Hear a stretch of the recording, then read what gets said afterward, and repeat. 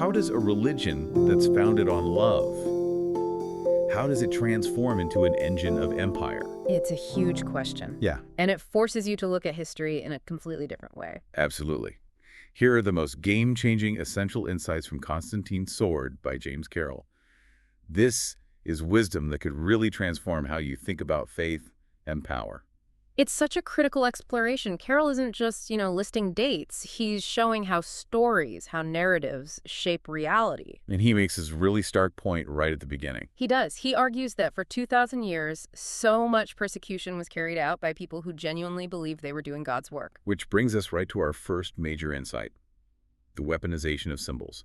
And it starts with a counterintuitive fact. I love this one. Did you know that for the first 300 years of Christianity, the cross was not the primary symbol? Not at all. It was seen as a mark of shame, a torture device. Because it was a torture device. The whole shift, as Carroll notes, happens in the year 312 CE with Emperor Constantine. The famous vision. Right. Before a major battle, he claims to see a vision of the cross in the sky. And with it, the words in hoc signo vinces, with this, conquer. Yeah, with this, conquer. Yeah. I mean, it's the exact opposite of everything the symbol originally stood for. A total reversal. Carroll explains Constantine orders his soldiers to put this sign on their shields.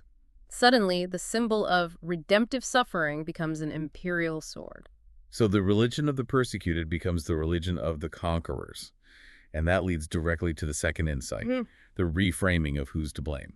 This all centers on that question, who killed Jesus? And historically, it's pretty clear-cut, isn't it? It is. Jesus was executed by the Roman authorities. He was seen as a political threat to the Roman Empire, period. But if you're an early Christian trying to survive, well, blaming the powerful Romans who are ruling over you is a terrible strategy. Exactly. So as the book details, the narrative begins to shift. It was a survival tactic. Early Christians started to exonerate the Roman governor, Pilate, and place the blame on Jewish leadership instead. And this tactic, it hardens over time. It does. Carroll points to later church fathers, figures like Ambrose of Milan, who turned this political move into what he calls a permanent theology of Jewish culpability. So it moves from disagreement to actual dehumanization, all to create separation. It's just a stark lesson in how politics can create centuries of hatred. Before we move on, a quick mention. This is Mindful Moments, our YouTube channel offering AI book analysis, summaries, and critiques, inspiring reflection and rational thought. Okay, so insight number 3 really challenges this idea that any of this was inevitable.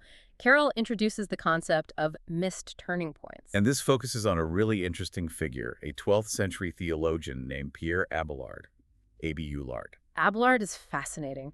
Carroll notes that he proposed a theology where God didn't require a blood sacrifice for sin. Which means Christianity's core story wouldn't require Jewish guilt to function. He basically offered a path where coexistence was theologically possible. But the church rejected him. Completely shut him down.